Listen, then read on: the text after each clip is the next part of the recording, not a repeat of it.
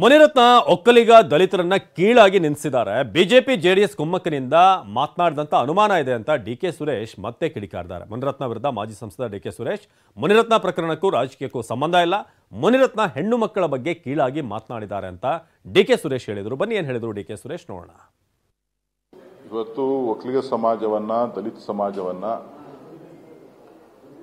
ಬಹಳ ಕೀಳಾಗಿ ಒಬ್ಬ ಜವಾಬ್ದಾರಿಯುತ ಸ್ಥಾನದಲ್ಲಿರ್ತಕ್ಕಂಥವರು ನಿಂದನೆ ಮಾಡಿರ್ತಕ್ಕಂಥದ್ದು ಜಾಹೀರಾತಾಗಿದೆ. ಇದಕ್ಕೆ ಅವ್ರ ಪಕ್ಷದವರು ರಾಜಕೀಯ ಬಣ್ಣವನ್ನ ಕಟ್ಟುವಂತ ಪ್ರಯತ್ನಗಳನ್ನ ಮಾಡ್ತಾ ಇದ್ದಾರೆ.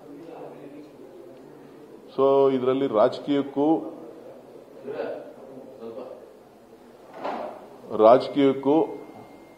ಅಥವಾ ಅವರ ಹೇಳಿಕೆಗಳು, ಅವರು ಮಾತನಾಡಿರ್ತಕ್ಕಂಥ ಧಾಟಿಗೂ ಯಾವುದೇ ವಿಧವಾದಂಥ ಸಂಬಂಧ ಇಲ್ಲ. ಅವರು ಏಕಾಏಕಿ ಯಾರು ದೂರುದಾರರಿದ್ದಾರೆ, ದೂರುದಾರರನ್ನ ಬಹಳ ಕೆಟ್ಟ ರೀತಿಯಲ್ಲಿ ಸಂಬೋಧನೆ ಮಾಡ್ತಾ ಬಹಳ ಅಶ್ಲೀಲವಾದಂಥ ಪದಗಳನ್ನು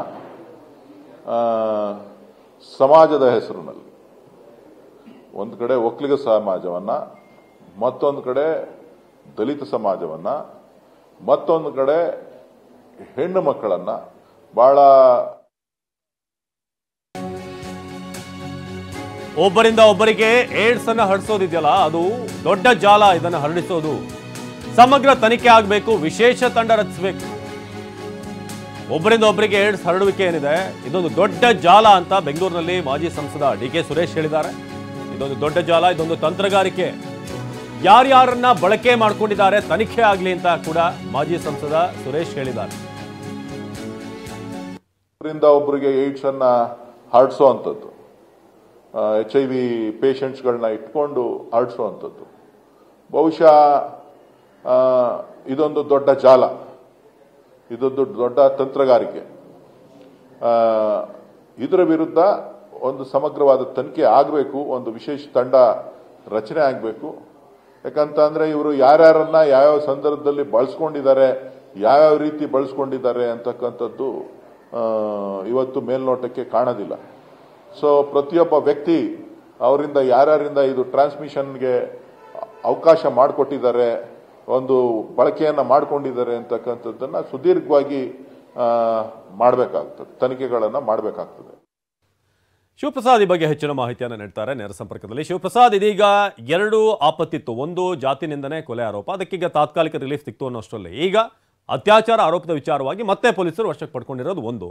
ಎರಡನೇದಾಗಿ ಡಿಕೆ ಸುರೇಶ್ ಅವರು ಹೇಳಿದಂಥ ಮಾತುಗಳು, ಈ ಏಡ್ಸ್ ಅನ್ನ ಹರಡುವಂಥದ್ದೇನಿದೆ ಅದು ದೊಡ್ಡ ಜಾಲ, ಇದರ ಬಗ್ಗೆ ದೊಡ್ಡ ತನಿಖೆ ಆಗಬೇಕು ಅಂತ.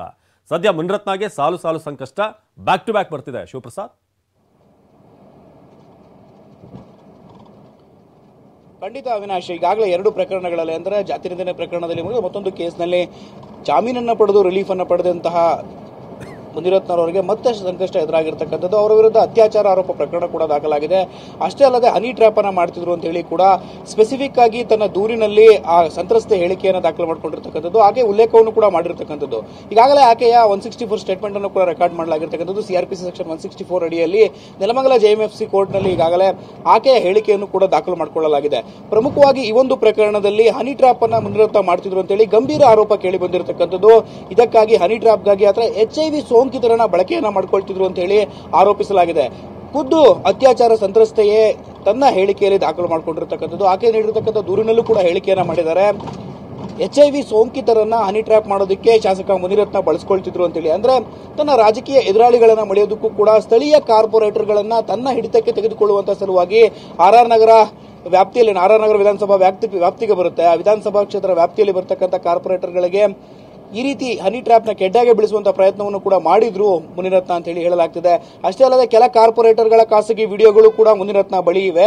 ಅಷ್ಟೇ ಅಲ್ಲಿರ್ತಕ್ಕಂಥ ಸ್ಥಳೀಯ ಆದರೆ RR ನಗರ ವಿಧಾನಸಭಾ ಕ್ಷೇತ್ರದ ವ್ಯಾಪ್ತಿಗೆ ಯಾವೆಲ್ಲ ಪೊಲೀಸ್ ಠಾಣೆಗಳು ಬರ್ತವೆ ಆ ಇನ್ಸ್ಪೆಕ್ಟರ್ಗಳಿಗೂ ಕೂಡ ಗಾಳವನ್ನ ಬೀಸಿದ್ರು.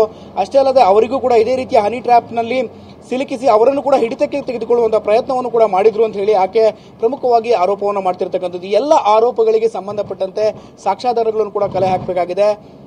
ಯಾರೆಲ್ಲ ಖಾಸಗಿ ವಿಡಿಯೋಗಳನ್ನ ಶಾಸಕ ಮುನಿರತ್ನ ಇಟ್ಕೊಂಡಿದ್ರು ಅವೆಲ್ಲವುಗಳನ್ನು ಕೂಡ ನೋಡಲು ಒಂದು ಸೆಟಪ್ ಅನ್ನ ಮಾಡ್ಕೊಂಡಿದ್ರು. ಜೆಪಿ ಪಾರ್ಕ್ ನ ಮುಂಭಾಗದಲ್ಲೇ ಇರತಕ್ಕಂಥ ಕಟ್ಟಡದಲ್ಲಿ ಮೊದಲನೇ ಮಹಡಿಯಲ್ಲಿ ವಿಶ್ರಾಂತಿ ಕೋಣೆಯನ್ನ ಮಾಡ್ಕೊಂಡಿದ್ರು. ಆ ಒಂದು ವಿಶ್ರಾಂತಿ ಕೋಣೆಯಲ್ಲಿ ಎಲ್ಲ ವಿಡಿಯೋಗಳನ್ನು ಕೂಡ ವೀಕ್ಷಣೆಯನ್ನ ಮಾಡ್ತಿದ್ರು ಅಂತ ಹೇಳಿ ಆರೋಪವನ್ನ ಮಾಡಿದ್ದಾರೆ. ತನ್ನ ದೂರಿನಲ್ಲೂ ಕೂಡ ಉಲ್ಲೇಖವನ್ನ ಮಾಡಿರ್ತಕ್ಕಂಥದ್ದು ಅವಿನಾಶ್. ಈ ಎಲ್ಲದಕ್ಕೂ ಕೂಡ ಸಾಕ್ಷ್ಯಾಧಾರಗಳನ್ನ ಕಲೆ ಹಾಕಬೇಕಾಗಿರೋದು ಪೊಲೀಸರಿಗೆ ನಿಜಕ್ಕೂ ಚಾಲೆಂಜಿಂಗ್ ಆಗಿರ್ತಕ್ಕಂಥದ್ದು ಅವಿನಾಶ್. ಧನ್ಯವಾದ ಶಿವಪ್ರಸಾದ್.